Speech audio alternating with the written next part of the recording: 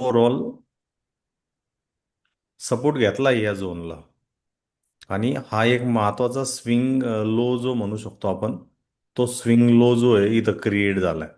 तर ही जी मोठी जी कॅन्डल जी होती ना, तर त्या कॅन्डलला बघून जे कोणी काल घुसलेले जे लोक होते त्यांना काढण्याकरता त्यांना ट्रॅप करण्यात गेलं, लो साईडला गेलं आणि तिकडनं बाउन्स बॅक होताना दिसला. आता ह्या प्राइस ऍक्शनला आपण अंडरस्टँड करणं गरजेचं आहे. तर मॉरल ऑफ द स्टोरी, जेव्हा केव्हा तुम्हाला एक बिग कॅन्डल दिसते, लगेच इमिडिएट जे आहे, त्याला बाईंग करण्याचा प्रयत्न कधीच करायचा नाही. प्राइस ऍक्शन जी ती जी बिग कॅन्डल झाली आहे, समजा ही पर्टिक्युलर एक बिग कॅन्डल आहे, प्राइस तुम्हाला अशी पाठीमागं खाली खाली येताना दिसली आहे, तर ह्या कॅन्डलच्या हायच्या वरती तर अजिबात तिथं प्रयत्न करायचा नाही. कायम डिस्काउंटेड स्वस्तामध्ये काही माल भेटतोय का ह्याकडे लक्ष द्यायचं. याच्या 50% काही रिट्रेसमेंट होतंय का त्याकडे लक्ष द्या. आणि त्या 50% रिट्रेसमेंटच्या आसपास काय नेमकं प्राइस ऍक्शन होऊ राहिली आहे, तिथं काही कन्सॉलिडेशन होतंय का 5 मिनिटाच्या किंवा 3 मिनिटाच्या टाइम फ्रेममध्ये. स्पाइक्स येत आहेत पण रिजेक्ट होऊ राहिल्यात, पुन्हा खाली एक लो ब्रेक करून पुन्हा ट्रॅप करून पुन्हा प्राइस वरच्या बाजूला किंवा कन्सोलिडेट करू राहिले, ह्या गोष्टींकडे लक्ष ठेवायचं. जनरली हा जो सीन आपण इथं बघतोय, हा सीन मोस्ट ऑफ टाइम जो बघायचा असतो, तो हा बिगर कॅन्डल ज्यावेळेस होतात ना मार्केटमध्ये, त्यावेळेस त्या गोष्टीकडे लक्ष द्यायचं. इंडेक्स सारख्या ठिकाणी जे आहे ना, ते एकदम फास्टमध्ये जनरली तिथं रिव्हर्सल होतं. बट काय तिथं जर स्टॉक जर असेल ना, याच्यानंतर सुद्धा एक साधारण 15 ते 20 दिवस जे आहेत ते तिथे घेतले जातात. काही काही केसमध्ये आठवड्यामध्ये जर अशी मोठी कॅन्डल दिसली असेल, तर तिथं कमीत कमी 15 ते 20 आठवडे सुद्धा तिथं घेतले जातात. म्हणून अनालिसिस आपलं जे ठेवायचा तो लार्जर टाइम फ्रेमवरती ठेवा. त्याने आपल्याला काय फायदा होईल की आपले जे एंट्रीज जे असतील ना एकदम कमी असतील. त्या एंट्रीज बरोबर आपला जो रिस्क जो असेल किंवा स्टॉप लॉस आपण ज्याला म्हणतो, तो एकदम छोटा असेल. फक्त आणि फक्त स्वप्न नाही बघत बसायचे, तर आपल्याला आपला प्लॅन फॉलो करणं गरजेचं आहे. म्हणून जनरली जेव्हा केव्हा तुम्हाला असं दिसतंय डेली टाइम फ्रेम मध्ये एक बिगर कॅन्डल झाली आहे, मग त्याच्या हायच्या वरती मला एंट्री करायची आहे, तर ती जी चुकी करताय ऍज अ बिगिनर म्हणून ती आता तुम्ही सोडून द्या. जनरली याच्या 50%च्या आसपास जे आहे तुमचा ट्रिगर जो आहे किंवा अलर्ट जो आहे तो लावून द्या. तुमच्याकडे ब्रोकर टर्मिनल जर असेल, त्याला तुम्ही जो आहे ट्रिगर अलर्ट जो आहे तो लावू शकता. आता निफ्टी 50च्या बाबतीमध्ये इथं जर आपण हा चार्ट जर बघितला, तर तुम्हाला लक्षात येऊन जाईल ही बिगर कॅन्डल झाल्यानंतर कालचा इवन आजचा सुद्धा लो जो आहे 1-2 पॉईंटनी प्लस ऑर मायनस आहे, 19-20 आहे, पण तिथनच प्राइसनी कमबॅक केलेली. म्हणजे आपल्याला ही गोष्ट लक्षात येते की तो सुद्धा एक व्हॅलिडेटेड एक सपोर्ट होता. तिथनं प्राइस जी ती बाउन्स बॅक करत होती, भले हा एक स्विंग लो आहे. आता इथं प्राइसचा जो स्विंग जो होतोय, तो हा लो होता आणि त्या लोच्या कम्पॅरेटिव्हली हा एक हायर लो जनरेट होतोय. म्हणजे किंमत जी आहे एक अप ट्रेंडमध्ये जाण्यासाठी तयारी. बट इतकं बी सरळ सरळ जाईल का? हा काही केसमध्ये जाऊ शकते, बट इथं मोस्ट ऑफ टाइम जे आहे ते एस एल हंटिंग जे आहे ह्या झोनच्या आसपास झाली. म्हणून आपल्याला आज एक बिगर कॅन्डल जी होता दिसली. आता ह्याच गोष्टीला आपण 5 मिनिटाच्या टाइम फ्रेम मध्ये घेऊन गेलो, तर तिथनं आपल्याला त्याचा अंदाज जो आहे तो व्यवस्थितरित्या लक्षात येऊन जाईल. तर चेक करा व्यवस्थितरित्या. मला असं वाटतं ही 2 तारखेचा ओके, हा 2 तारीख आहे आणि हा हे 3 तारीख असेल बघा. तर 2 तारखेला काय झालं, सॉरी ह्या 3 तारखेचा आहे, 3/9चा हा प्राइस ऍक्शन आहे. तर चेक करा व्यवस्थितरित्या. इथं प्रिव्हियस डेचा हा फॉल झाला होता, तो फॉल नंतर इथं तुम्ही बघा वरच्या बाजूला प्राइस कमबॅक करण्याचा प्रयत्न करत होती, बट दोन्ही वेळेस काय झालं तिथं रिजेक्शन झाले. ओके, काही प्रॉब्लेम नाही. खाली पुन्हा लो बनवला, हा कालचा लो आहे, त्या लोच्या आसपास त्यांनी सपोर्ट तयार केला. Okay, no problem. कारण अचानक इंट्राडे मध्ये आपल्याला असा एक सेल ऑफ बनताना दिसला, जो की एक लोअर लो आणि लोअर हाईटचा फॉर्मेशन तो करत होता आणि जनरल दाखवत होता की याच्या अगोदरचा जो दिवस जो होता तो असा व्हर्टिकल मूव वाला दिवस होता. कारण तिथं जे कोणी एंट्री केलेले त्यांची एस एल हंटिंगसाठी ही जनरली गोष्ट झालेली आहे. मग आपण पोझिशन स्वतःला व्यवस्थितरित्या दिशेने करून ठेवायचं. इथं जर तुम्ही बघितलं, तर ऑलरेडी हा ओपन इज इक्वल टू हाय झाली होती 5 मिनिटाच्या टाइम फ्रेम मध्ये कॅन्डल. बट ती 5 मिनिटाची कॅन्डल एवढी मोठी होऊन सुद्धा प्राइसने काय केलं, त्याला सस्टेन केलं, त्याला होल्ड केलं. ओके, सस्टेन केलं आणि त्याला होल्ड त्याने व्यवस्थितरित्या केला. आणि तुम्ही जर इथं जर बघितलात, तर जवळजवळ तो किती वाजूपर्यंत, इथं 9:15 हा जर टायमिंग बघितलं इथं खाली जर आलात, तर जवळजवळ 12:15 पर्यंतचा हा टायमिंग आहे. म्हणजे टोटल काय करत बसला तो, साईडवेज मूव जो आहे तो करत बसला. नायदर बुलच्या पक्षमध्ये गेला, नायदर बियरच्या पक्षमध्ये गेला. ही गोष्ट समजून घेण्यासारखी इथं. मग कन्सोलिडेशन केलं, बरं चालतं, काही प्रॉब्लेम नाही. पहिला अटेम्प्ट केला त्याने, त्या अटेम्प्टला जे कोणी घुसले असतील त्यांचे मस्तपैकी स्टॉप लॉसेस हँड केले. बट इथला जर तुम्ही प्राइस ऍक्शनचा सिक्वेन्स बघितला, पुन्हा हा लो, हा एक हायर लो क्रिएट केला आणि नंतर एक बिगर कॅन्डल आली, एकदम सिंपल पद्धतीने प्राइस मूव्ह होताना दिसले. मग आता मला नेमकं कुठं एंट्री करायची हे माझ्या संयमावरती, माझ्या पेशन्सवरती ठरवलेलं असतं. तर मी मोस्ट ऑफ टाइम उदाहरण देत असतो, हे एक प्रकारचं युद्ध आहे. हे जे युद्ध होतंय दोन पार्टीमध्ये होतंय. ऑब्विसली खरेदीवाली पार्टी आणि दुसरी म्हणजे विक्रीवाली पार्टी. आता कुठलंही सैन्य जर असेल, युद्ध जर असेल, तर सैन्यामध्ये कोण पॅरामीटर्स आहेत? एक म्हणजे सैनिक आहेत आणि दुसरं म्हणजे राजा, अष्टप्रधान, ते लोक आहेत. तर जनरली लक्ष द्या, हे जे युद्ध सुरू होतंय सकाळी 9:15 सुरू होतं आणि युद्धाची समाप्ती जी आहे ती 3:30 होते. बट हा जो सैनिक आहे, हा 9:15 तिथं काय म्हणतो आपण, युद्धामध्ये भाग घेत असतो. भले ते खरेदीवाल्यांचं विजय होऊ किंवा विक्रीवाल्यांचं विजय होऊ, या सैनिकाला 9:15 3:30 तिथं खेळणे. बट हा जो राजा जो आहे, युद्धात केव्हा उतरतो? जेव्हा त्याला विनिंग, जिंकण्याचे सगळ्यात जास्त चान्सेस क्रिएट ज्यावेळेस होतात, त्यावेळेस तो उतरण्याचा प्रयत्न करतो. आणि हीच गोष्ट इथं लक्षात राहून द्या, जो कोणी सकाळी ह्या बिगर कॅन्डलला किंबहुना ह्या पर्टिक्युलर फॉलला किंबहुना ह्या बिगर कॅन्डलला किंबहुना इथं जो कोणी घुसला असेल, तो सैनिकच असणार. तो खरेदीवाली पार्टीचा असू शकतो, विक्रीवाली पार्टीचा असू शकतो. त्यांचा सगळा जो काय श्रम आहे, परिश्रम आहे, जे इथं ह्या पर्टिक्युलर झोनमध्ये काय गेले, वाया गेले. पण जेव्हा तुम्हाला असं कळतंय की पहिला तिथं रिजेक्शन झाला, तो रिजेक्शन होऊन सुद्धा प्राइस जी आहे ती कमबॅक करते, मग त्या कमबॅकच्या सीनला, कमबॅकच्या झोनला आपण तिकडं लक्ष ठेवणं गरजेचं आहे. येस सर, मी तुम्हाला मेसेज करतो. तर त्याकडे लक्ष ठेवणं गरजेचं आहे. मग त्याच्यामध्ये काय महत्वाचा मुद्दा आहे, इथं लक्षात ठेवण्यासारखा मुद्दा हा आहे की बाबा, कालपासनं, काल तर इथं कन्सॉलिडेशन झालं होतं एक छोटीशी रेंजमध्ये, आज सुद्धा सकाळी पुन्हा एक 3 तासाचं कन्सॉलिडेशन झालंय. म्हणजे काय झालं इथं, सिम्पल सी, इथं एक रेंज क्रिएशन, जे रेंज क्रिएट इथं झाली आहे. त्या रेंजमध्ये हा एक रेजिस्टन्स झोन आहे, ज्याला मी आर म्हणतो, आणि तो खालच्या बाजूला हा एक सपोर्ट आहे. आणि फक्त कुठले टाइम फ्रेम आहे, 5 मिनिटाची टाइम फ्रेम आहे. हायर टाइम फ्रेम म्हणजे डेली मध्ये मला कळलं होतं एक बिगर कॅन्डल होती, त्या बिगर कॅन्डलमुळे नेक्स्ट डेची कॅन्डल जी आहे ती अशी एक रिजेक्शनची कॅन्डल होऊ शकते 50%च्या आसपास. आणि आज जर कालच्या लोच्या खाली जर प्राइस जर निघाली असते तर ऑब्व्हियसली ती शॉर्ट साईडमध्ये असते. बट याच्यापासून जर बाउन्स येऊ राहिला म्हणजे इथं खरेदीवाल्यांच्या दिशेमध्ये प्राइस जाण्यासाठी तयार आहे, ही गोष्ट आपल्याला तिथं असते. मग तुम्ही इथं बघा, तुम्हाला इथं कळलं एक ब्रेकआउट होतोय, ते फॉल होतोय आणि त्यानंतर पुन्हा प्राइसचं जे स्ट्रक्चर जे आहे, ह्या पर्टिक्युलर पॉईंटपासून हा एक लो होता, हा एक हायर लो एच एल म्हणतो. परत एकदा इथं जर तुम्ही बघितलं तर हा सुद्धा एक एच एल होता, हायर लो होता. इथं सुद्धा एच एल होता, हा सुद्धा एक हायर लो होता. म्हणजे ट्रेंडमध्ये बदलाव जो आहे तो ऑलरेडी झालेला होता. किमतीला ज्यावेळेस ह्या डाऊन ट्रेंडमधनं, म्हणजे काय, लो, लोअर हाय, एक लोअर लो, लोअर हायकडनं जर यू टर्न जर घ्यायचा आहे, तर सिम्पली प्राइस ह्या लोअर हायच्या वर, याच्यावरती जायच्या अगोदर भरपूर काही स्पाइक्स देते आणि ज्यावेळेस ती निघते त्यावेळेस एक चांगल्या पद्धतीचा मोमेंटम होताना दिसतो. आणि तो जो पॉईंट आपल्याला क्रिएट होताना दिसला, तो साधारण 1:30 किंवा 1:45 नंतर होताना दिसला. आणि जे कुठले ऑप्शन्समध्ये इंटरडे मध्ये मूव्ह जे झालेत या पर्टिक्युलर टाइम फ्रेमला होताना दिसलेत. तर ह्या गोष्टींकडे सिम्पली लक्ष देत जावा. भले तुमचं कुठलंही टाइम फ्रेम असेल, बट अनालिसिस ज्यावेळेस तुम्ही करताय ना, त्या डेली टाइम फ्रेमकडनं ह्या टाइम फ्रेमकडे या. डायरेक्टली 5 मिनिट्स मध्ये जम्प करू नका. त्यामध्ये कन्फ्युजन्सचं जे शक्यता जी आहे ती सगळ्यात जास्त होऊ शकते. आता याच्यात लक्ष ठेवण्यासारखी काय गोष्ट आहे, कालचा जो हाय जो आहे तो जो की 24,756 आसपास आहे, त्याकडे लक्ष राहून द्या. इंट्राडे मध्ये ज्यावेळेस मी ट्रेड करतोय त्यामध्ये व्हॉल्यूम वेटेड ऍव्हरेज प्राइस व्हीवॅपला सुद्धा महत्व आहे.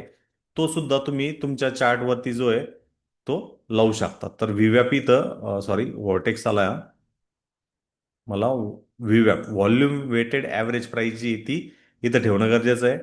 रेड कलरचा इथं हे केलाय. आता मी तो फक्त इंट्राडे साठी आहे. डेली टाइम फ्रेम मध्ये जर गेलं तर अशी मला ती रेषा दिसेल, एक मुव्हिंग ऍव्हरेज सारखं दिसेल. आणि प्रत्येक दिवसाच्या त्याच्या सेंटरपासून तो क्रॉस होतोय बघा.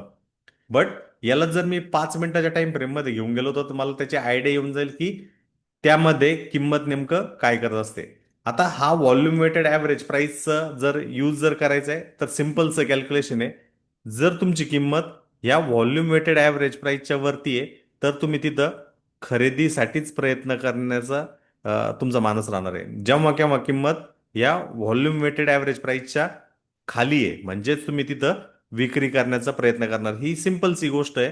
त्याचबरोबर त्या व्हॉल्यूम वेटेड ऍव्हरेज प्राइसचा कल इथं जर बघितलं, कल जो आहे तो वरच्या बाजूला आहे म्हणून किंमत किंवा पैसाचे चान्सेस जे आहेत ते वरच्या बाजूलाच म्हणजे खरेदीच्या साईडला होण्याचे चान्सेस आहेत.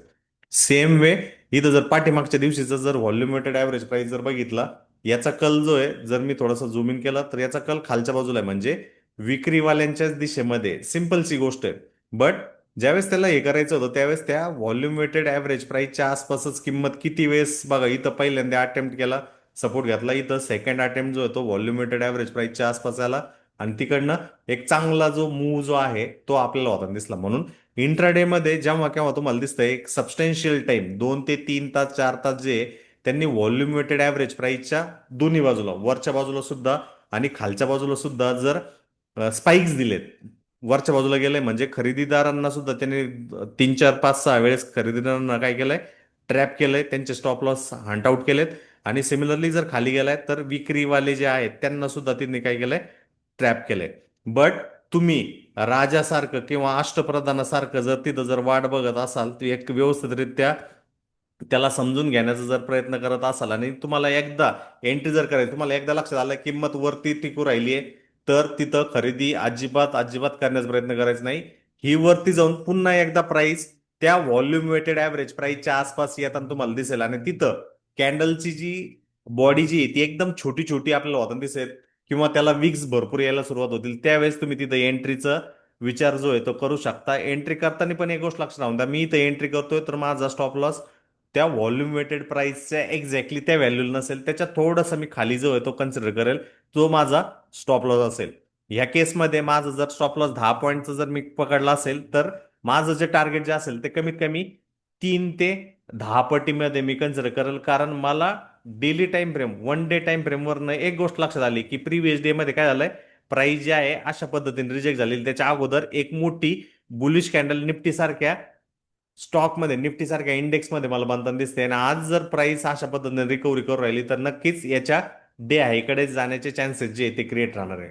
म्हणून भले तुम्ही काही गोष्टी यूज करा बट व्हॉल्यूम वेटेड ऍव्हरेज प्राइसच्या आसपास बिहेवियर काय होऊ राहिलंय, प्राइस तर त्या व्हॉल्यूम वेटेड ऍव्हरेज प्राइसच्या आसपासच तर गोते खाऊ नाही राहिलं ना, साईडवेज तर नाही करू राहिलं ना, ह्या गोष्टीकडे लक्ष राहून द्या. बघा इथं क्लीन त्याने ब्रेकआउट दिलं, आपण इथं अजिबात खरेदी करायची नाही. पुन्हा मीन रिव्हिजनसाठी प्राइस जी तिथं येते आणि ज्यावेळेस मीन रिव्हिजन पाशी येऊन पुन्हा तो जो सिक्वेन्स जो आहे प्राइसचा, जो की एक हायर लो सिक्वेन्स म्हणतो याच्या कम्पॅरेटिव्हली किंवा याच्या कम्पॅरेटिव्हली, तो हायर लोज मध्ये तब्दील होऊ राहिला, चेंज होऊ राहिला, प्लस किंमत तुमच्या व्हॉल्यूम वेटेड ऍव्हरेज प्राइस म्हणजेच व्हीवॅपच्या वरती जाऊ राहिले म्हणजे साधारण ट्रेंड आपचा आहे. आणि त्याच्यामध्ये एकदम स्मॉल रिस्क घ्या. असं नका करू की माझ्याकडं 20,000चं कॅपिटल आहे, 20,000च्या कॅपिटलमध्ये मी एस एल जो आहे तो 5,000 रुपयाचा घेतोय. नक्कीच नाही. तुम्हाला तो जो एस एल जो आहे तो फक्त 500 किंवा 700 रुपयांचाच घ्यायचा आहे आणि रिवॉर्ड जो आहे याच्या कमीत कमी 3 पट ते 10 पटीमध्ये टार्गेट आउट करायचं. जर असा सेटअप जर असेल तर आणि तरच तिथं उतरा. एल्स तुम्ही जे आहेत जसं मी सुरुवातीला सांगितलं ते सैनिक होण्याचे सगळ्यात जास्त चान्सेस, कारण सैनिक जे आहेत ते मरतात सुद्धा, सैनिक जे आहेत ते जखमी सुद्धा होतात. तुम्हाला जखमी व्हायचं नाहीये. तुम्हाला फक्त आणि फक्त सिंपल तिथं विनिंग पॉइंटच्या वेळेस, विनिंग पोझिशनच्या वेळेसच त्या गोष्टींकडे लक्ष ठेवणं गरजेचं आहे. दुसरा महत्वाचा मुद्दा, का बरं व्हीवॅपच्या आसपास प्राइस ऍक्शनला बघायचं, कारण जर तुम्ही इकडे पाठीमागच्या साईडला जर इकडे प्राइस ऍक्शन जर बघितली तर तुम्हाला इथं लक्षात येऊन जाईल की प्रिव्हियस डेला किंमत जी आहे ती व्हॉल्यूम वेटेड ऍव्हरेज प्राइसच्या वरती तर सकाळी निघाली होती, एक रॅली केली, बट तिथंच जवळजवळ 2 ते 3 तास काय केलं त्याने, 2 ते 3 तास कन्सॉलिडेशन केलं आणि कन्सॉलिडेशन केल्यानंतर पहिलं व्हॉल्यूम वेटेड ऍव्हरेज प्राइस पाशी बाउन्स आला, तो रिजेक्ट झाला आणि त्यानंतर किंमत जी आहे ती कॉन्स्टंटली त्याच्या खाली ट्रेड करत होती. ती एवढी खाली येऊन सुद्धा तिने कमबॅक जो आहे तो केला नव्हता. आजचा तर ओपन इज इक्वल टू हाय होता आणि त्यानंतर प्राइसचं एकदम कॉम्प्रेशन होऊन इकडं आपल्याला एक क्लीन ब्रेकआउट व्हीवॅपच्या वरती म्हणजे ब्रेकआउट होऊन पुन्हा रिटेस्टला आली त्याच्या वरती आपल्याला ब्रेकआउट होताना तिथं दिसला आणि एक क्लीन स्विंग जो आहे तो क्रिएट होताना दिसला. तर मोरल ऑफ द स्टोरी एक हे, फक्त आणि फक्त किंमत व्हीवॅपच्या वरती गेलीये मग मला एंट्री करायची, ती चुकी करू नका. तुम्ही इथं एंट्री ठेवताल, सुरुवातीला सांगितल्याप्रमाणे 700 रुपयाचा स्टॉप लॉस तुमचा पुढे निघून जाईल, ते तुम्हाला कळणार नाहीये. सिंपल वेट करा, वॉच करा, किंमत जी आहे ती व्हॉल्यूम वेटेड ऍव्हरेज प्राइसच्या आसपास तिथे येते का. जर येते तर तुमचा जो रिस्क जो आहे तो एकदम मिनिमल आहे. भलेही तुमचा स्टॉप लॉस हिट झाला, तुमच्या मानसिकतेवरती, तुमच्या एक्झिक्युशन लेवलवरती, तुमच्या नेक्स्ट ट्रेडवरती कुठलाही परिणाम त्याचा होणार नाहीये. याचं व्यवस्थित विवंचना करा. आणि दुसरा महत्वाचा मुद्दा, तुमचं रिस्क किती कमी राहील. एकदा तुम्ही प्रॉफिटमध्ये आलात की त्या रिस्कला जे आहे ना ते रिड्यूस करण्याचं काम करा. रिड्यूस करण्याचं काम म्हणजे काय, तुम्ही इथं एंट्री केलेली आहे बाबा, तुमचा स्टॉप लॉस जो याच्या आसपास आहे, तुमच्या एंट्रीपासून प्राइस या झोन पर्यंत गेली आहे, इथं तुमचा टार्गेट होता, तो तुमचा एल जो इथं होता तो थोडासा बफर करा, ह्या झोनच्या आसपास हे करा, तिथून पुन्हा प्राइस तुम्हाला वरती जाताना दिसते, पुन्हा थोडासा वरती हे करा, म्हणजे तुम्ही केव्हाही त्याच्यामधनं जे त्या पोझिशन मधनं लॉस मध्ये जाण्याचे जे चान्सेस जे आहे ते कमी तिथं होतील. आता कसं ते वन बाय वन इथं आपण समजून घेऊयात. जसं मी अगोदर सांगितलं की किंमत जी आहे ती व्हीवॅपच्या वरती निघाली, इथं एंट्री करायची नाही, किंबहुना फिअर ऑफ मिसिंग आउट मध्ये फोमो मध्ये इथं सुद्धा एंट्री करायची नाही, किंबहुना इथं सुद्धा करायची नाही. कारण आपल्याला माहिती आहे काल जो आहे तो ऑलरेडी प्राइस फॉल झालेली आहे. आजचा ओपन इज इक्वल टू हाय वाली कॅन्डल झालेली, म्हणजे सेलर जे आहे ते असं तसं सोडणार नाहीये. इथून ज्यावेळेस प्राइस मीन रिव्हिजन करत व्हीवॅप पर्यंत किंवा व्हीवॅपच्या थोडंसं वरती येते, त्यावेळेस तुम्हाला तिथं दिसलं पाहिजे कॅन्डल ज्या मोठ्या मोठ्या ज्या होत्या त्या एकदम छोट्या छोट्या कॉम्प्रेस व्हायला सुरुवात झाल्या, तर एकदम छोटीशी कॅन्डल येते, तर त्या लोअर झोनच्या आसपास तुम्ही तिथं तुमचा एंट्रीवाला पॉइंट ठेवा. त्याच्या खालोखाल तुमचा जो आहे तो स्टॉप लॉस जो आहे तो प्लेस करा. इथं मी समजा स्टॉप लॉस जो आहे ह्या झोनच्या आसपास पहिल्यांदा प्लेस केलाय. एंट्री 24,600च्या आसपास 20 पॉईंटचा माझा इनिशियली स्टॉप लॉस आहे. तुमच्या फेवरमध्ये जेव्हा केव्हा प्राइस जाऊ राहिली, जोपर्यंत ती किंमत तुमच्या स्टॉप लॉसच्या खाली जात नाही तोपर्यंत तिथे एक्झिट करायचं नाही, त्याला कितीही वेळ लागो. बरं, एंट्री झाली तुमची, मग एंट्री झाल्यावर तुमच्या फेवरमध्ये एक बिग कॅन्डल आली, बरं चालतंय, बिग कॅन्डल आली, एक साधारण 30 पॉईंटची बिग कॅन्डल आली, मग तुम्ही जिथं स्टॉप लॉस ठेवला होता तो ट्रेल करा. कुठे, तुमच्या एंट्रीच्या जस्ट वरती 4-5 पॉईंट जिथं तुमचं ब्रोकरेज, तुमचे टॅक्सेस जे आहे ते जातील, मग तुमचा जो नवीन स्टॉप जो असेल तो ह्या ठिकाणी असेल. बरं, तुम्ही तो स्टॉप हे केलाय, त्यावेळेस प्राइस आणखीन कन्सोलिडेट करते करून द्या, कारण ऑलरेडी इथनं प्राइस काय झाली होती, रिजेक्ट झाली होती. त्यानंतर जेव्हा त्याला ती क्रॉस करते, त्यानंतर ही जी बिग कॅन्डल आहे तिथं तुमचा जो स्टॉप लॉस जो आहे एका आणखी नवीन पोझिशनला घेऊन जावा. घेऊन गेलात, काही प्रॉब्लेम नाही. भलेही तो स्टॉप लॉस घेण्याकरता प्राइस किंमत जी तिथं आली आहे, कारण आपण एका बिगर कॅन्डलच्या हायला तो घेतलेला आहे, त्याच्यामुळं आपला स्टॉप लॉस जरी गेला आपण प्रॉफिटमध्ये जाणार. जे काय आपण 10-15-20-25-30-40-50 मिनिटाचं काम तिथं केलंय ते आपल्यासाठी बेनिफिशियल जे आहे ते तिथं राहणार आहे. ते केलं. बरं, त्यानंतर आपल्याला कळतं की बाबा आपल्या स्टॉप लॉस कडे आली नाही, परत प्राइस जी ती वरच्या बाजूला जाते. मग काय करायचं, मग प्रॉपरली वेट करायचं, तिथं बघायचं एक बिगर कॅन्डल येते का. परंतु ह्या वरच्या बाजूला विक्स येऊ राहिल्यात, अशा पद्धतीने वरच्या बाजूला विक येऊ राहिल्यात, तुमचा स्टॉप लॉस जो आहे त्या ठिकाणीच ठेवा. वाट करा, वाट बघा. वाट बघा, त्याच्यामध्ये तुम्हाला कळतंय रिजेक्शन येऊ राहिले, एक मोठी रिजेक्शन वाली इथं बघा, बिग बेरिश कॅन्डल आली, सेलरची कॅन्डल आली, एवढी मोठी कॅन्डल येऊन सुद्धा त्या कॅन्डलचा लो तुटलेला नाहीये. म्हणजे याचा अर्थ किंमत किंवा प्राइस जी आहे ती वरच्या बाजूला जाण्यासाठी तयार आहे. ह्या 5 मिनिटाच्या कॅन्डलला क्लोज होण्याची वाट बघा. क्लोज इथं झाली, मग तुमचा हा जो स्टॉप लॉस इथं होता तो स्टॉप लॉस जो आहे आणखीन एका नवीन ठिकाणी जो आहे घेऊन जावा. काही प्रॉब्लेम नाही. एकदा घेऊन गेले म्हणजे तुमची जी एंट्री 24,600च्या आसपास होते, इनिशियल रिस्क जे तुमचं 20 पॉईंटचं होतं, ते इथं तुम्हाला किती पॉईंट देईल, जवळजवळ 60 पॉईंटच्या आसपास जो आहे टार्गेट तुम्हाला दिसेल. तिथं भले तुमचं स्टॉप लॉस जरी हिट झाला, तुम्हाला तिथं किती भेटणार आहे, 60 पॉईंट जे आहे ते तुम्हाला तिथं भेटणार भेटणार भेटणारच आहेत. एकदा तुम्हाला कळालं बाबा, त्यानंतर एक बिगर कॅन्डल येऊ राहिली आहे, येऊन द्यावा. तुमचा स्टॉप लॉस एकदम चांगल्या प्लेसच्या ठिकाणी आहे, आणि ही ज्यावेळेस कॅन्डल येऊ राहिली आहे त्यावेळेस ह्या कॅन्डलच्या आसपास किंवा या कॅन्डलच्या 80%ला तुमचा स्टॉप लॉस घेऊन जावा. तिथं परत तुम्हाला लक्षात येतं की ऑलरेडी तिथं तुमच्यासाठी जे आहेत ते 80-90 पॉईंट्सची मूव जी आहे ती क्रिएट तिथं होऊ राहिली. म्हणजे हे सर्वात महत्वाचे मुद्दे आहेत, यांना आपण जर फोकस केलं तर ह्याकडे लक्ष ठेवणं गरजेचं आहे. तर यामध्ये मी ट्रेल कसं करायचं याच्याबद्दल पॉइंट आउट केलंय. तर ट्रेल करताना एक महत्वाचा मुद्दा आहे, जर तुमची एंट्री ह्या झोनच्या आसपास किंबहुना ह्या झोनच्या आसपास होते तर तुम्ही तिथं ट्रेल करू शकता. But fear of missing out मध्ये तुम्ही जर इथं एंट्री करून राहिले फोमो मध्ये, तर तुमचं रिस्क जे आहे ना भरपूर बिगर रिस्क होतं, आणि बिग रिस्क जर तुम्ही घेताय तर तुमचे स्टॉप लॉस हंट हे होणार म्हणजे होणार. मार्केटमध्ये लिक्विडिटी जे आहे ते होण्याचे चान्सेस राहतात. म्हणून राजासारखं राईट स्पॉटला चेक करा. नंबर वन, एकदा तुमची एंट्री भेटली आहे त्यानंतर वाट बघा की मोठे कॅन्डल्स कुठे उभं राहिलेत. ही बिग कॅन्डल आली, इनिशियली तुम्ही तुमचा स्टॉप लॉस इथं ठेवला होता, तो स्टॉप लॉस जो आहे ते बिग कॅन्डलच्या नंतरची नेक्स्ट कॅन्डल क्लोज झाल्यानंतर तिथं तुमचा एल जो ट्रेल करा. त्यानंतर तुम्हाला कळतंय बाबा प्राइस जी ती कंटिन्यू करून राहिली, बट तिथं खालच्या बाजूनं पण वीक येते, एखादी अर्धी कॅन्डल आली, बट नेक्स्ट कॅन्डल अशी वीक वाली येते, तिथं अजिबात ती घाई करू नका बसू. प्रॉपरली वेट करा पुढं काय होतं. नेक्स्ट जी तुम्ही बघितलं तर ही एक बिग वाली कॅन्डल आहे. इथं तुमचा नेक्स्ट जो आहे तो ट्रेल करून घेऊन जावा. तिथं ट्रेल करत करत तुम्ही जर त्याला घेऊन गेलात ऑटोमॅटिकली चांगल्या ठिकाणी राहताल, आणि तिथनं तुम्हाला लक्षात येऊन जाईल एक चांगला अपवर्ड स्विंग जो आहे तो क्रिएट तिथं होताना दिसतोय. म्हणून या सर्व मुद्दे जे आहे ते लक्षात ठेवण्यासारखे आहेत. आणि याच्यामध्ये प्राईम फोकस काय, ज्या वेळेस त्या व्हीवॅपच्या वरती किंमत फर्स्ट अटेम्प्टला जाते त्याला इग्नोर करा, प्राइसला रिटेस्ट करून येऊन द्या. एक्झॅक्टली व्हीवॅपलाच टच केली पाहिजे असं नाही, ते व्हीवॅपच्या थोडंसं खाली पण येईल. तिथं तुमचं कसब यूज होईल. ते कुठलं कसब, ते म्हणजे तुम्हाला तिथं कॅन्डल्स जे आहेत ते रीड करता आले पाहिजे. इथं बघा, ज्यावेळेस किमतीने डे हायच्या जस्ट वरती एक हायर हाय केला, ही जर कॅन्डलची जर ताकद बघितली, विकनेस मी ताकद नाही म्हणत, विकनेस जर बघितली बिग कॅन्डल होती. नेक्स्ट कॅन्डल बघितली तर तिची विकनेस आणखीन कमी होताना दिसली. इथं जर बघितली तर आणखीन कमी होताना दिसली, इथं मोठी झाली. बट त्याच्या नेक्स्ट कॅन्डलनी त्या बिग वाल्या विकनेसवाल्या कॅन्डलचा लो तुटलाच नाही आणि तिथंच कन्सोलिडेट केला. आणि ऑलमोस्ट बघा, 1, 2, 3, 4, 5, 6, 7, 8 8 पंचे 40 मिनिटं जे म्हणजे अर्धा तास जे आहे तिथं टाइमपास तो करत बसला. तर ह्या गोष्टींकडे पण लक्ष राहून द्या. जर इथं हे फेल झालं असतं, तुमचा घेतला असता, तर तिथं तुम्हाला दुःख पण नाही झालं पाहिजे. जर तुम्हाला आनंद होतोय प्रॉफिट झाल्यावरती आणि लॉस झाल्यावरती दुःख होतंय, तर तुम्ही इमोशनली जे आहेत ना थोडेसे डाऊन आहात, इमोशनली तुम्ही परिपक्व नाही आहात, ही गोष्ट लक्षात राहून द्या. कारण ज्यावेळेस तुम्ही इंट्राडे मध्ये ट्रेड करण्याची शक्यता चान्सेस करत असतात, त्यामध्ये ह्या गोष्टीकडे लक्ष राहून द्या की बाबा मी नेमकं का करू राहिलोय, का करताना माझ्याकडे काही सेटअप, छोटासा सेटअप, जसं इथं व्हीवॅपचा सेटअप आहे तो सेटअप आहे का, मला properly multi time frame analysis, जसा डेली टाइम फ्रेम मध्ये मला लक्षात आलं की बाबा तिथं सायकोलॉजी काय चालली, खरेदी आणि विक्री, बायर आणि सेलरची खरेदी काय चालली, बायरचा स्ट्रेंथ कुठे आहे, सेलर जर असतील तर विकनेस कुठं चार्टमध्ये उभं राहिलंय, या सर्व गोष्टींना व्यवस्थितरित्या लक्ष द्या.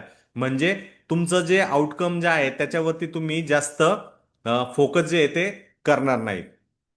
ओके, समजलंय का? जे व्हीवॅप बद्दल जी एक छोटीशी गोष्ट मी तुम्हाला सांगितली सिम्पलशी, तुम्हाला ती गोष्ट लक्षात आली असेल तर चॅट बॉक्समध्ये हो म्हणून मला रिप्लाय करा.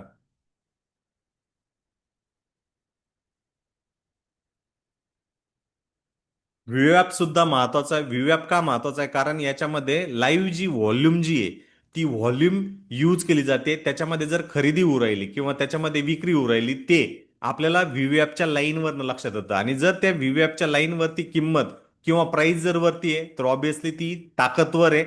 आणि जर प्राइस व्हीवॅपच्या किंमत व्हीवॅपच्या खाली आहे तर ती कमजोर आहे. ही गोष्ट लक्षात राहून द्या. कमजोर झाल्यानंतर पुल बॅक येतो आणि तिथं रिजेक्शन येत आहे, तर त्याला गोष्टीला लक्ष राहून द्या. आता हे तुमच्या लक्षात येत नसेल तर सिंपल आणखीन एक ऍडिशनल गोष्ट सांगतो. व्हीवॅपच्या वरती प्राइस गेली आहे, तिला पुल बॅकसाठी रिटेस्टसाठी येऊन द्या. व्हीवॅपच्या खाली प्राइस गेली आहे, तिला पुल बॅक रिटेस्टसाठी येऊन द्या. आणि जर तुमचं हायर टाइम फ्रेमचे विथ रिस्पेक्ट टू याचं कॉम्बिनेशन जर एकदम करेक्ट पद्धतीने असेल तर तुम्हाला तिथं कुठल्याही प्रकारचा धोका, त्रास जो आहे तो अजिबात अजिबात होणार नाहीये. मी डायरेक्टली 5 मिनिट टाइम फ्रेम मध्ये आलोच नाही.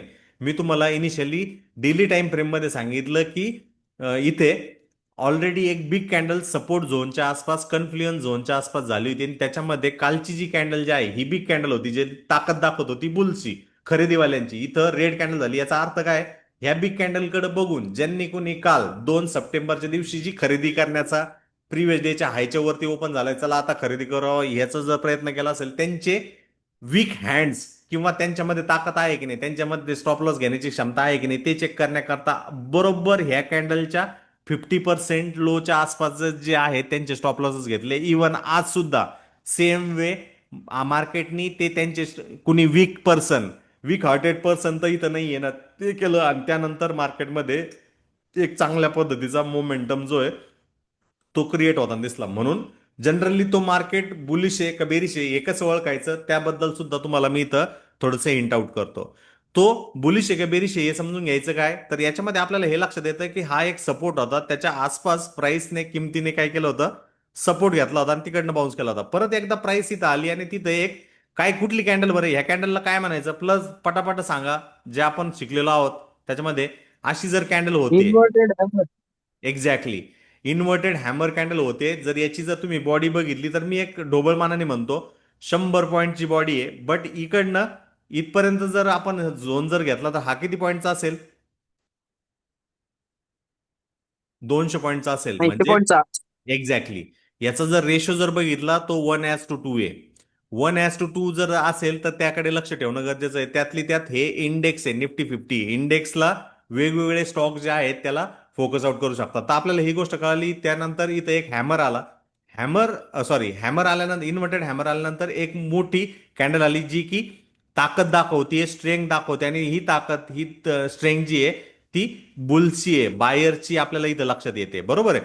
ही candle end of the day बघितल्यानंतर जे नो वाईज सैनिक आहेत, जे बिगिनर आहे, ज्यांना थोडंफार मार्केटची बाराखडी, जे 9:15 पासून 3:30 पर्यंत एका कामगारासारखं काम करतायत, ते लोक काय करणार आहे, डे हायच्या वरती निघालाय, चला सिंपलची स्ट्रॅटर्जी, चला खरेदी करा, त्याला घेऊन बसा. त्यांना स्टॉप लॉस कुठं ठेवायचा ते सुद्धा माहित नाहीये.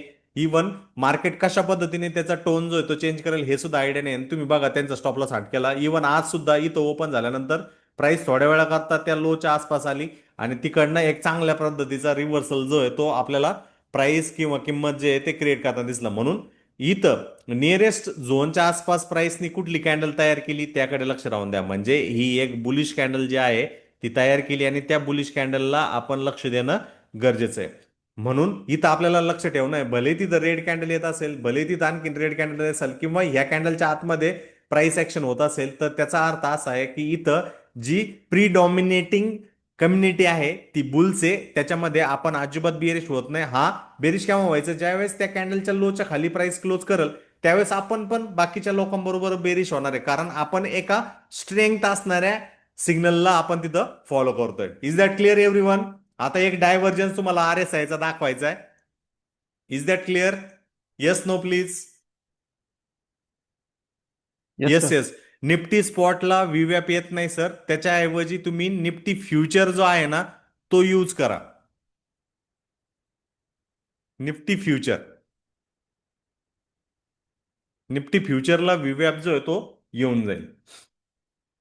आता एक मेजर इंडेक्स आहे त्याच्यामध्ये जो आहे ना तुम्हाला डायव्हर्जन्स जो आहे तो दाखवायचा, पण त्याच्या तत्पूर्वी त्याच्या अगोदर तुम्हाला एक सिंपलची गोष्ट दाखवायची आहे. तर मला कोण सांगेल ही जी कॅन्डल जी आहे, ही जी कॅन्डल 29 ऑगस्टची कॅन्डल आहे, ह्या कॅन्डलचा जर लो जर बघितला तुम्ही तो 53,606 आहे. इथं बघा याचा जो लो आहे 53,606चा आहे. इथं मी हॉरिझॉन्टल लाईन काढतो आणि आजचा जो लो आहे तिथं सुद्धा मी हॉरिझॉन्टल लाईन काढतो. लक्ष राहून द्या इथे. 29 तारखेचा जो लो आहे तो आहे 53,606 आणि आजचा जो लो आहे तो जवळजवळ 53,566 आहे. काय झालं बरं, ह्या लो पेक्षा हा लो काय आहे, वर आहे की खाली आहे? खाली. ओके, म्हणजे किंमत 29 ऑगस्ट नंतर आजच्या 3 सप्टेंबरच्या दिवशी खाली जाताना दिसते. म्हणजे इथे रिलेशन काय झालं, लोअर लो. लोअर लो झालं. सिंपल आहे. प्लस कॅन्डल जर बघितल्या आपण डेली टाइम फ्रेमच्या, थोडंसं इथं मी झूम इन करतो.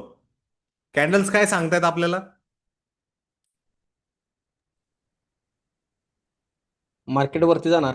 नाही नाही, मार्केटवरती जाणार नाही सांगत आहे. कॅन्डल्स आपल्याला सांगतायत काय होत दिसतं इथे, एका ह्याच्या बॉक्समध्ये आहेत. एक्झॅक्टली साईडवेज मध्ये. बरोबर आहे. त्यामध्ये एक इन्व्हर्टेड काय झालेला आहे, हॅमर टाईप आहे ते. पिन बार झालेला आहे. पेअर्स. त्या पिन पिन बार. बारचा बॉडी जे आहे एक 50 पॉईंटच्या आपण पकडू, पण वरचे जे पाहिजे उलट्या दिशेचे ते किती पॉईंटचे असतील कमीत कमी? 200ची रेंज असेल ही, इथून तर इथपर्यंत. बरोबर. बरोबर आहे. ही बॉडी फक्त 50ची होय. आणि खाली 25चं वीक आहे थोडंसं. तर बॉडी रेशो मी तुम्हाला सांगितलेलं आहे, जेव्हा केव्हा हॅमर किंवा इन्व्हर्टेड हॅमरमध्ये तुम्हाला काम करायचंय तर तुमची बॉडी ही 50ची आणि वरचं जे पाहिजे ते 200चे, 25चे पण आहे पण आपण हायर व्हॅल्यू घेतली. तर याचा रेशो काय झाला? प्रमाण काय झालं? 50 एक 50, 50 चोक 200, म्हणजे हे काय झालं? एकाच चार. जेव्हा केव्हा इन्व्हर्टेड हॅमर किंवा रेग्युलर हॅमर याचा रेशो एकास 3 पेक्षा जास्त जर असेल ना, जास्त जर असेल तो एकदम स्ट्रॉंगर ट्रेडिंग सिग्नल आपल्यासाठी क्रिएट होतो. हे तर शिकलेले आहेत का आपण याच्या अगोदर? हो नाही please. Yes yes sir sir. शिकलो. ह्या सिंपल गोष्टीकडे लक्ष राहून द्या. आता हे तर झालं, आपल्या लक्षात आलं की बाबा हा एक रिव्हर्सलचा सिग्नल इथं दिलाय. थोडंसं मी झूम इन करतो चार्टला म्हणजे तुमच्या लक्षात येऊन जाईल. बँक निफ्टीचा हा चार्ट आहे. इकडे तुम्हाला डाव्या बाजूला दिसतंय का? इथं डाव्या दिसते की बाजूला सर एक सेम. सपोर्ट झालेला दिसतोय आणि त्यानंतर होय इथं सर. मार्केट क्लोज झाल्यानंतर डायरेक्टली गॅप अप ओपन झालं होतं. 53,600 वरनं मार्केट डायरेक्ट 1000 पॉईंट काय झालं होतं? Gap up. ओके.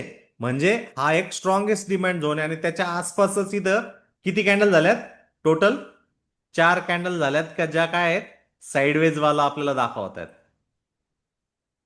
बरोबर. हे काम क्लिअर झालं. आपली प्राइस ऍक्शन एकदम जुजबी आपण हे केलंय. आता इंडिकेटर लावायचंय आणि ते इंडिकेटर कुठलं लावू मग? RSI आहे. RSI, R R R R R R relative strength index, जो की 14 दिवसांचा ऍव्हरेज घेतो. 70 ही टेरिटरी ओव्हरसोल्डची 30च्या खाली असेल तर ओव्हरबॉटची आहे. ओके. सॉरी, 70च्या वरती ओव्हरबॉट आहे हम्म. आणि 30च्या खाली जे आहे ते काय आहे? ओव्हरसोल्ड आहे. इथं मी 30 करतो ओव्हरबॉट. आणि हा 70 करतो, उलट करतो याला. ओके. आणि इकडे अप्लाय म्हणतो. बरोबर आहे. याला टूल्स मध्ये show in focal tools, zoom in, drag, drag chart, reset. हा,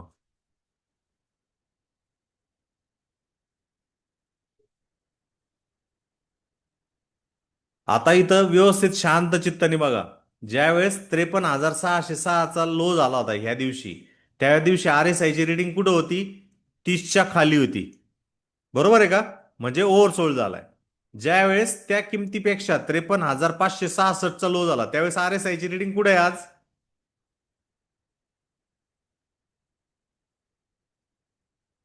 अबो झिरो. अबोव 30 आहे, 0 नाही सर, 30 आहे. अबोव बरोबर आहे.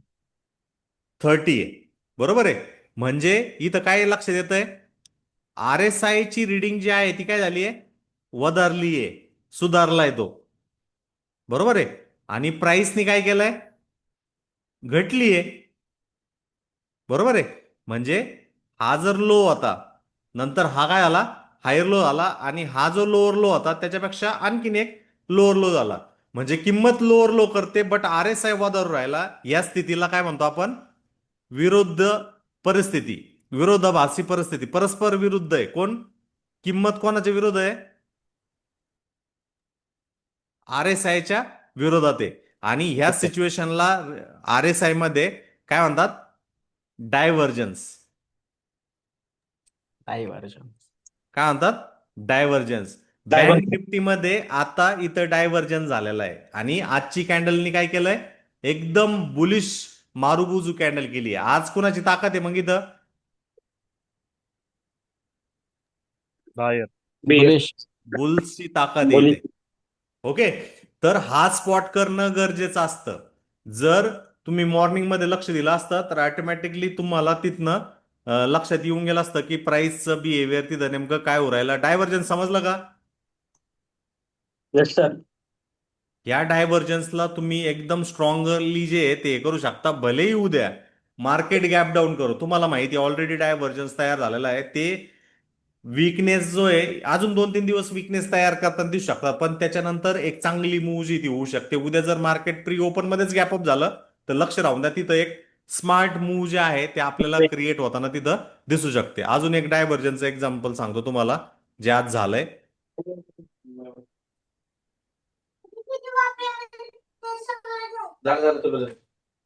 इथे बघा, इथं प्राइस जर बघितलं तर हा लो आणि 2-3 दिवसाचा हा लोअर लो होता, बरोबर आहे का? तर इथं बघा, आर एस आय ची रिडिंग त्या लोच्या वेळेस ऑलरेडी खाली होती, 30च्या खाली ओव्हर सोल्ड होता. बट ह्या लोअर लो ज्यावेळेस झाला त्यावेळेस आर एस आय जो होतो वधारला, म्हणजे R S I higher low बनवतोय, प्राइस जी ती लोअर लो बनवते. याचा अर्थ इथं सुद्धा डायव्हर्जन्स आहे. ओके, आणि डेली टाइम फ्रेम मध्ये डायव्हर्जन्सला स्पॉट करत जावा. Okay, thanks for joining. असे वेबिनार आपले राहतात. शुक्रवारी सुट्टी राहणार आहे, त्याच्यामुळे मी आज हे घेतलंय आणि उद्या पण आपण 9 वाजता वेबिनार घेऊयात. धन्यवाद, थँक्यू.